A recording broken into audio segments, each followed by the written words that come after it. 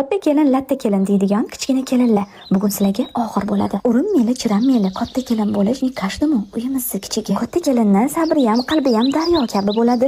Aslida qaynonani zahriga ham, qahriga ham chidagan katta kelinlar bo'ladi. Yo'g'ini bor qilgan, borini toshirgan katta kelinlar bo'ladi. Eng og'irini ham, eng qiyinini ham ichiga yutgan katta kelinlar bo'ladi. Siz kelgunizcha hamma sinovdan o'tib, qahri qattiq qaynonani yumshoqqina qilgan katta kelin bo'ladi. Hayosi ham, ibosi ham joyida, kech turib qolsa vijdoni ham joyida. Hammasiga chidamli, doim kulib turadi. Hamma sirdan xabardor katta kelin bo'ladi. Katta kelin glavniy yig'iladi, to'yladi. Bilib qo'ying shuni, uyimizni kichigi. Bilaman, aniq bu gaplardan keyin rassa boshingiz qichiydi.